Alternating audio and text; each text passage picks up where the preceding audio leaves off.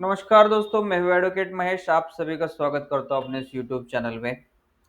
दोस्तों, मैंने बहुत सारे आपको आर्बिट्रेशन के वीडियोस मैंने आपको बना के दिए और जितने भी अपडेट्स इस आर्बिट्रेशन एंड कंसिलिएशन एक्ट में और कोर्ट्स के जजमेंट जैसे कि हाई कोर्ट्स और सुप्रीम कोर्ट्स के जजमेंट भी मैं यहाँ पे आपके इस अपने यूट्यूब चैनल पे डालता रहता हूँ। तो लेटेस्ट एक जजमेंट है दोस्तों दिल्ली हाई कोर्ट का। आज मैं आपको, जैसे आप स्क्रीन पे देख रहे हैं, आपको मैं बताना जा रहा हूं। अब इस जजमेंट में एक कोर्ट ने ये ऑर्डर किया है कि जैसे आपने आर्बिट्रेशन प्रोसीडिंग अटेंड भी कर ली, ठीक है, आप आर्बिट्रेटर जैसे कि सामने वाले पार्टी ने यूनिलैटरल तरीके से चुन लिया था, आर्बिट्रेटर खुद ही चुन लिया था, और आर्बिट्रेटर खुद चुनने के बाद भी आपने उस आर्बिट्रेटर की प्रोसीडिंग आपने अटेंड की। अब बहुत सारे बैंकों वाले का ये, जब हम लोन लेते हैं, जब कोर्ट में केसेस लगते हैं, जब आर्बिट्रेशन एग्जीक्यूशन का टाइम आ जाता है, वो हाई कोर्ट में अपील उनके हो जाते हैं, तब बैंक वालों का ये डिफेंस होता है कि इन कस्टमर ने, जो लोन ले रहा है, लोन डिफॉल्टर ने ऑलरेडी हमारी आर्बिट्रेशन प्रोसीडिंग भी ज्वाइन की थी, उन्होंने अपना स्टेटमेंट ऑफ डिफेंस भी दिया था, फिर भी ये आके यहाँ पे आर्बिट्रेशन अवार्ड जो है हमारा चैलेंज कर रहे हैं। तो दोस्तों, अब वहां पे कोर्ट का ये डिफेंस जो है हमारा, वो चला जाता था कि हमने आर्बिट्रेशन अपॉइंटमेंट को एक्सेप्ट कर लिया जब हमने आर्बिट्रेशन प्रोसीडिंग उसके अटेंड कर ली। बट आर्बिट्रेटर जो होता है वो तो सामने वाली पार्टी ने, जो बैंक होती है, वो खुद ही अपॉइंटमेंट करती है, खुद का जज खुद ही अपॉइंट कर लिया। तो उस केस में क्या होगा, ये महत्वपूर्ण जजमेंट ये आपको मैं बताने जा रहा हूँ दोस्तों। ये दिल्ली हाई कोर्ट का जजमेंट है और पास ही अभी ये इसी महीने का 20 मार्च का जजमेंट है दोस्तों। यहाँ पे जजमेंट की कॉपी भी मैंने यहाँ पे डाउनलोड करके आपको यहाँ पे मैं आपको बताऊंगा। यहाँ पे 19 मार्च का, सॉरी, यहाँ पे जजमेंट है 2025 का। तो आप यहाँ पे देख सकते हैं, participation in arbitrate proceeding does not employ acceptance of the unilateral appointment of arbitrator unless objection are viewed in writing. अब यहाँ पे क्या बोल रहा है कोर्ट, ये बोल रहा है कि आर्बिट्रेशन प्रोसीडिंग आप एक्सेप्ट भी कर लिए, अटेंड भी कर लिए, तो भी यूनिलैटरल अगर आर्बिट्रेटर अपॉइंटमेंट होगा, तब ये क्या हो जाएगा, जब वो अवार्ड करेगा तो अवार्ड जो है वो चैलेंज हो सकता है। क्यों चैलेंज हो सकता है? सेक्शन 12(5) की उसने जो है कंप्लायंसेस नहीं की, और आर्बिट्रेटर जो है वाज अपॉइंटेड यूनिलैटरली। उसमें यूनिलैटरली अगर जब आर्बिट्रेटर अपॉइंटमेंट करते हैं तो उसमें सेक्शन 12(5) की जो कंप्लायंसेस जो है दोस्तों, वो करते नहीं है, और ऐसे आर्बिट्रेटर ने फिर अवार्ड इंटरिम ऑर्डर किया तो क्या क्या हो जाता है, तो फिर ऐसा अवार्ड जो है दोस्तों चैलेंज ही हो जाना है। तो यहाँ पे मैं, ये जो जजमेंट है दोस्तों, ये ऑलरेडी मैंने यहाँ पे डाउनलोड करके रखा है। अब ये जजमेंट मैं आपको बहुत शॉर्टकट में बताऊंगा। ये जजमेंट तो बहुत बड़ा है दोस्तों। अब यहाँ पे देख सकते हैं, 2 3 6 एक कम से कम 20 पेज का जजमेंट है। अब इतना बड़ा तो आपको मैं यहाँ पे इस शॉर्ट वीडियो में आपको समझा नहीं पाऊंगा, बट आपको इसमें मोटा मोटा मैं आपको यहाँ पे बताऊंगा कि ये जो जजमेंट में, ये केस में ये दो पार्टी थी दोस्तों। एक शक्ति पंप इंडिया लिमिटेड जो पिटिशनर है, जो दिल्ली हाई कोर्ट में ये जो है अवार्ड जो किया था, जो एपेक्स बिल्डर्स लिमिटेड, इन्होंने जो है अपने खुद ही आर्बिट्रेटर चुन लिया था, और जो है आर्बिट्रेटर चुन के खुद ही क्या किया था, इन लोगों ने जो है अवार्ड करके जो है एग्जीक्यूशन को वो जाने वाले थे। तो उस इस केस में क्या कर दिया था, ये शक्ति पंप्स इंडिया लिमिटेड ने ये क्या कर दिया था, दिल्ली हाई कोर्ट में ये जो अवार्ड जो है वो चैलेंज किया। अब यहाँ पे अपॉइंटमेंट ऑफ आर्बिट्रेटर को ही चैलेंज कर दिया, आर्बिट्रल प्रोसीडिंग यूनिलैटरल, उन्होंने प्रोसीडिंग में भी भाग लिया था, ये शक्ति पंप ने जब प्रोसीडिंग में भी भाग लिया था, उन्होंने ऑब्जेक्शन देने के बाद भी, फिर भी ये क्या हो गया है दोस्तों, इस जजमेंट में बताया गया है कि अवार्ड जो है यहाँ पे सेटिसाइड कर रहा है, अवार्ड ही रद्द कर रहा है। अब यहाँ पे देखते दोस्तों, ये अपेक्स जो है ये रिस्पोंडेंट है, और शक्ति जो है ये पिटिशनर है जो अवार्ड जो है चैलेंज कर रहे हैं। ठीक है, आगे बढ़ते हैं। अब अवार्ड जो है ये पिटिशनर जो हमारे शक्ति है, ये the petitioner have approached this court under the section 14(1), 14(2), 15(2) arbitration consolidation act. मतलब इसमें क्या बोला गया है, 14(1), 14(2), 15(2) इसमें है आर्बिट्रेटर को टर्मिनेट करने के लिए ये जो है सेक्शन बने हुए हैं। अब आगे पढ़ते हैं दोस्तों। अब यहाँ पे मैं बहुत ज्यादा डीप में आपको नहीं बताऊंगा, यहाँ पे एकदम शॉर्टकट में मेन प्यारा मैं आपको यहाँ पे पढ़ाऊंगा। अब यहाँ पे shorn of unnecessary detail the fact leading to the filing this case. यहाँ पे the petitioner is public limited company and he is engaged in the manufacture of energy efficient pumps and motor. The respondent is primarily engaged in business of construction. जो petitioner थे शक्ति pumps, ये क्या थे, ये pump and motor manufacturing करने वाले थे। और जो अपोजिट पार्टी मतलब जो रिस्पोंडेंट थे इसमें क्या थे, रियल एस्टेट डेवलपमेंट जो कंस्ट्रक्शन वगैरह करते इनकी मैन्युफैक्चरिंग जो है ये काम इनका था। ठीक है, तो आगे यहाँ पे it is stated that the petitioner and respondent entered into a work contract. इन दोनों ने क्या किया था, आपस में कॉन्ट्रैक्ट किया था for construction of PEB project wide letter intent dated so and so. Pursuant to the said LOI, the petitioner issued two purchase order. ये डेट को और ये डेट को ये पिटिशनर जो हमारे शक्ति पंप है इन्होंने क्या किया था, ये एपेक्स जो रिस्पोंडेंट है उनको क्या किया था, दो परचेस ऑर्डर जो है कुछ माल मंगाने के लिए, कुछ सामान मंगाने के लिए उन्होंने परचेस ऑर्डर जो है एपेक्स कंपनी को दिए थे। अब आगे इन्होंने क्या किया, it is has been further stated that submitted that after a lapse of more than 5 years the respondent vide legal notice dated 7/6/2017 invoked arbitration and unilaterally appointment of Amit Goyal advocate as a sole arbitrator. अब इनका कुछ payment बाकी रहा होगा, जो शक्ति pump हमारे petitioner है और रिस्पोंडर, इन्होंने क्या कर दिया, आफ्टर 5 year जब इन्होंने पेमेंट नहीं दिया था, आफ्टर 5 year उन्होंने इनको एक लीगल नोटिस भेजा और वो लीगल नोटिस भेज के इन्होंने एक आर्बिट्रेटर जो है अपॉइंटमेंट कर दिया। ठीक है, अब ये आर्बिट्रेटर क्यों अपॉइंटमेंट किया, क्योंकि उनका जो है पेमेंट बाकी था। अब पेमेंट उनको वापस चाहिए करके इन्होंने क्या किया, आर्बिट्रेशन जो है चालू करने के लिए आप खुद ही आर्बिट्रेटर चुन लिया और जो है पिटिशनर को क्या कर दिया, लीगल नोटिस भेज दिया। It has been submitted that the responded white notice dated so and so withdraw the proposed unilateral appointment of Ashin Goyal and replaced with him Mr. Jangra additional district।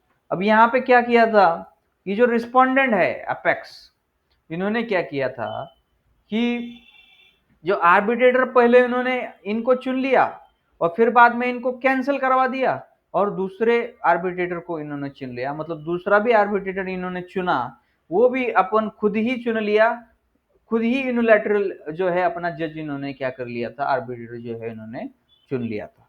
ऐसा इस जो है basic इनका जो है जो फैक्ट्स है दोस्तों यहाँ पे मैं आपको समझा दे रहा हूँ। अब आगे पढ़ते हैं। It is stated that the mandate of the London arbitrator came to an end 17/1/2019 whether whereafter the respondent filed a petition under 29A of Arbitration Act before the London District Judge Dwarka Court. It is submitted by the petitioner at there was a delay in 593 days in filing said application.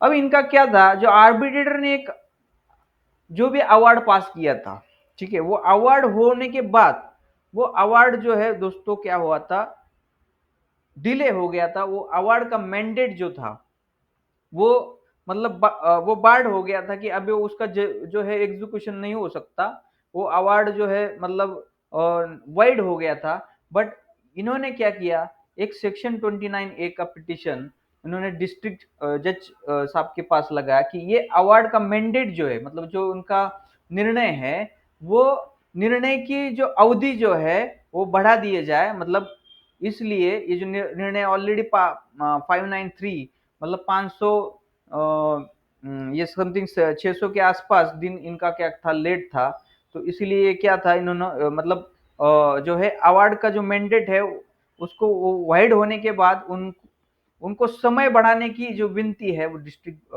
जज के पास उन्होंने कर दिया कि इस award का mandate जो है बढ़ा दिया जाए, ताकि हम इस अवार्ड का क्या करें, एग्जीक्यूशन करा सके।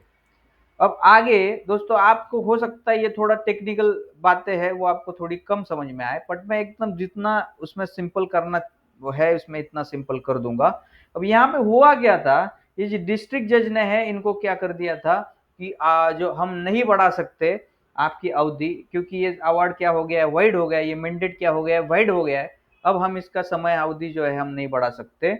अब जो है फिर ये रिस्पोंडेंट जो थे, जो अपेक्स कंपनी जिनके फेवर में ऑर्डर अवार्ड कर दिया था, ऑर्डर कर दिया था, वो लेके वो जाते हैं आर्बिट्रेशन कंसलेशन एक्ट तो सेक्शन 29A सब सेक्शन 4 में ये क्या कर देते हैं, हाई कोर्ट में जो है अपनी अर्जी लगा देते हैं कि ये जो अवार्ड है इसका मैंडेट को जो है बढ़ा दिया जाए।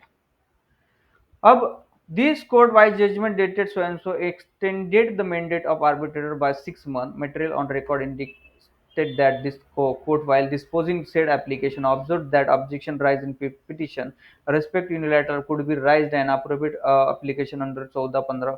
अभी इसमें क्या हो गया था, ये हाई कोर्ट चले गए, बट हाई कोर्ट ने पहले तो इनका जो है 6 महीने से जो है मैंडेट की जो है अवधि उनकी बढ़ा दी, बट बाद में जब हमारे पिटिशनर ने दिल्ली हाई कोर्ट में अपनी जो पिटीशन लगाई उसमें ये बोला कि जो अवार्ड जो था, इनका जो मैंडेट जो था, इसमें हमने ऑलरेडी ऑब्जेक्शन किया था और इसमें हमने ऑलरेडी ये जो आर्बिट्रेटर को भी चैलेंज किया था कि ये आर्बिट्रेटर जो है यूनिलैटरली अपॉइंटमेंट कर दिया है, ऐसा उनको हमने प्रोसीडिंग में बताया था भी।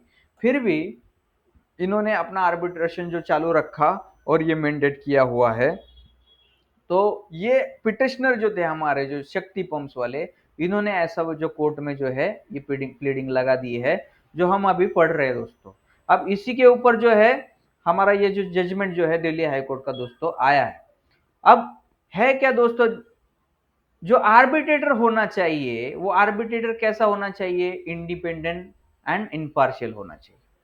अब इंडिपेंडेंट मतलब क्या, जिसकी पहचान किसी एक पार्टी से नहीं होनी चाहिए, किसी एक पार्टी ने ही उसने उसको नहीं चुनना चाहिए।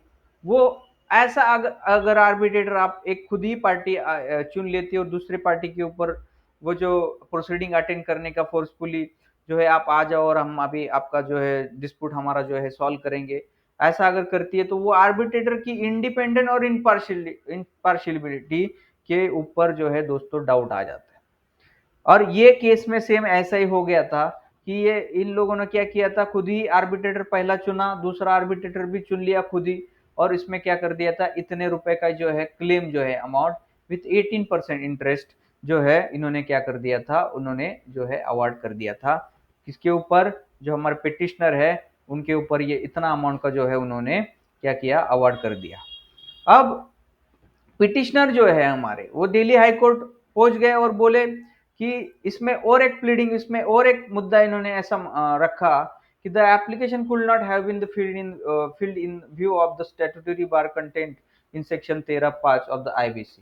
IBC मतलब क्या, इंडियन बैंक करप्सी कोड जो होता है दोस्तों, ठीक है, मतलब बैंक करप्सी कोड में ये जो रिस्पोंडेंट है, जो अपेक्स कंपनी है, ऑलरेडी जो है इन्होंने क्या किया था, सेक्शन 33(5) का एक एप्लीकेशन, मतलब इन्होंने हमें इंसॉल्वेंट डिक्लेयर किया जाए, मतलब हम अभी लोन नहीं भर सकते हमारी कंपनी, ठीक है, और ये हमारी कंपनी लोन नहीं भर सकती, इसीलिए ये जो रिस्पोंडेंट कंपनी है उन्होंने एक एप्लीकेशन ऑलरेडी इनका क्या था, पेंडिंग था।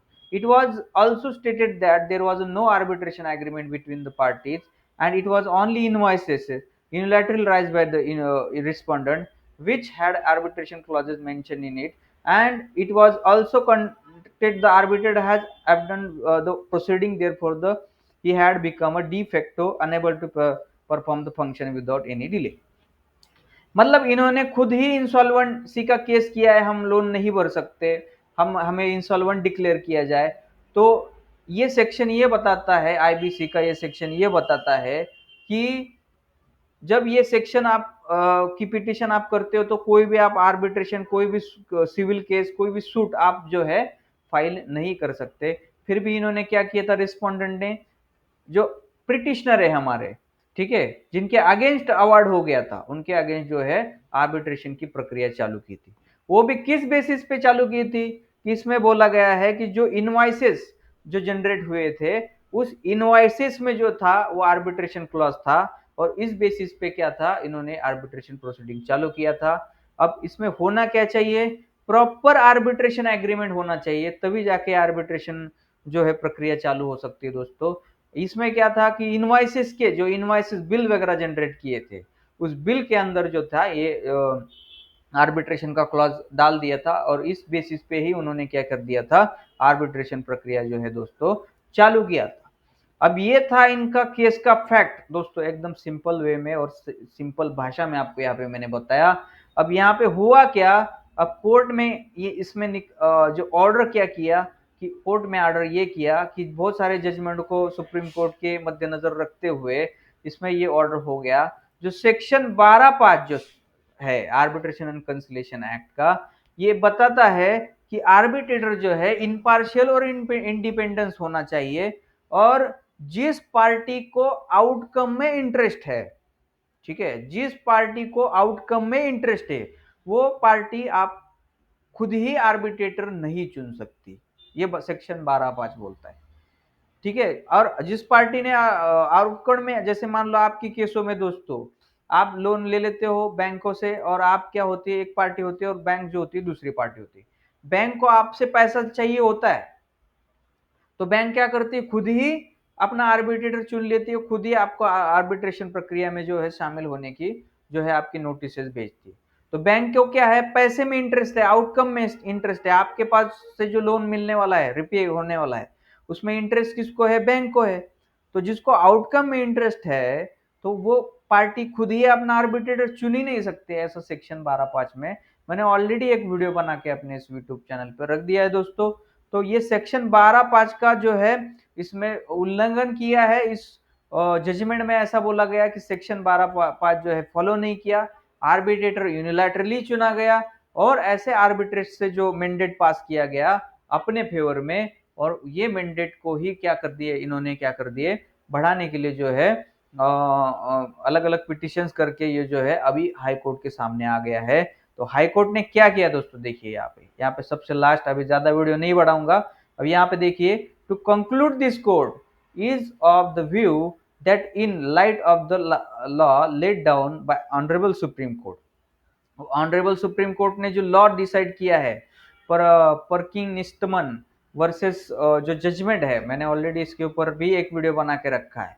तो वो जजमेंट में क्लियर क्लियर लिखा है कि आप यूनिलैटरल आर्बिट्रेशन जो आर्बिट्रेटर चुन नहीं सकते, आर्बिट्रेटर चुनना है तो वैलिड आपके पास आर्बिट्रेशन एग्रीमेंट होना चाहिए, और पार्टीज, दोनों पार्टीज के कंसेंट के बिना जो है आर्बिट्रेटर नहीं चुना जा सकता। तो ये सुप्रीम कोर्ट ने in the upper mentioned judgment mere participation of the parties without an written waiver after the dispute has arisen would not tantamount amount to acceptance of unilateral appointment and the unilateral appointment of arbitrator by the respondent, in this case being void in issue as held by apex code is liable to be terminated।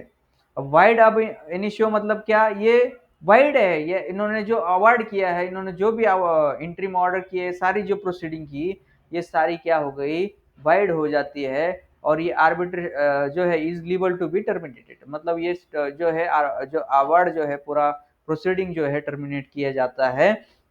In the view of the above the petition are allowed pending application in stand disposal, मतलब जितना भी arbitration प्रक्रिया है इसमें क्या किया जाए, जो तुरंत प्रभाव से इसको रद्द किया जाए, ऐसा जो है दिल्ली हाई कोर्ट ने दोस्तों जो जजमेंट है यहाँ पे मैंने आपको बताया सारा इन शॉर्ट में कि ये जो जजमेंट है इस तरीके का जजमेंट जो है दिल्ली हाई कोर्ट ने जो है दिया है। और ये जजमेंट, ऐसे बहुत सारे जजमेंट आपको मैंने ऑलरेडी भी बना के अपने इस यूट्यूब पे रखे हैं, ऐसे ही बहुत सारे जजमेंटों में सुप्रीम कोर्ट ने अलग अलग हाई कोर्ट्स में जो है जजमेंट दिए गए हैं कि आप यूनिलैटरली आर्बिट्रेटर चुन ही नहीं सकते। तो दोस्तों इसमें आपको इस जजमेंट में आपको बताना क्या चाहूंगा, लोन वाले जो अपने कस्टमर्स है उनको ये बताना चाहूंगा, जब भी बैंक आपके अगेंस्ट आर्बिट्रेशन क्लॉज इन्वोकेशन और आपको लोन की डिमांड करती है और आर्बिट्रेटर खुद चुन लेती है और आपको नोटिसेस भेजती है, तो आपको क्या करना चाहिए, उस नोटिसेस के रिप्लाई दोस्तों करनी चाहिए। नोटिसेस के ऑब्जेक्शन आपको करने चाहिए कि ये जो आपने आर्बिट्रेटर चुना है वो इनलीगल है, यूनिलैटरल है, हम इसको एक्सेप्ट नहीं करते और ऐसे आर्बिट्रेटर ने किया हुआ जो प्रोसीडिंग है वो हम जो है अटेंड नहीं करेंगे। हमें हम इस आर्बिट्रेटर ने अगर कोई भी इंटरिम ऑर्डर किया, अवार्ड किया, तो ये जो है हम अप्रोप्रिएट कोर्ट में क्या करेंगे दोस्तों, चैलेंज करेंगे। इस तरीके का जो है आपको उनको ऑब्जेक्शन सेंड करना पड़ता है। मैंने ऑलरेडी जो है ऑब्जेक्शन कैसे देना है अपने इस यूट्यूब चैनल पे जो है दोस्तों बताया है। आप वैसे आप देख के आप अच्छे से नोटिस ड्राफ्ट करके आप जो है उसमें ऑब्जेक्शन भेज सकते हो। इसमें आपकी लोकल वकील साहब की भी मदद ले सकते हो अगर आपको नहीं आता, और अगर मेरी कुछ उसमें मदद लगे तो मैं भी आपको उसमें नोटिस भेजने के काम में आपको मदद कर सकता हूँ। मेरा जो नंबर है, मोबाइल नंबर इस वीडियो के नीचे आपको डिस्क्रिप्शन में मिल जाएगा। तो दोस्तों आशा करता हूँ ये जजमेंट जो है आपको मैं समझा पाया हूँ कि इसमें अगर आप आर्बिट्रेशन प्रोसीडिंग अटेंड भी कर लेते हो तो भी वो अवार्ड जो है बाद में आप चैलेंज कर सकते हो, क्योंकि आर्बिट्रेटर ही चुना गया था, वो यूनिलैटरल पद्धति से चुना गया था। तो फिर भी आप क्या कर सकते हो, इस जो है आर्बिटर अवार्ड को जो है आप चैलेंज कर सकते हो दोस्तों। तो चलिए दोस्तों, ऐसे ही नए नए वीडियो देखने के लिए आप जरूर इस चैनल को अपने सब्सक्राइब करना। वीडियोस को अगर पसंद आए दोस्तों आपको तो आप लाइक जरूर करना। जरूरतमंद लोगों के पास आप ये वीडियो जरूर शेयर करना दोस्तों।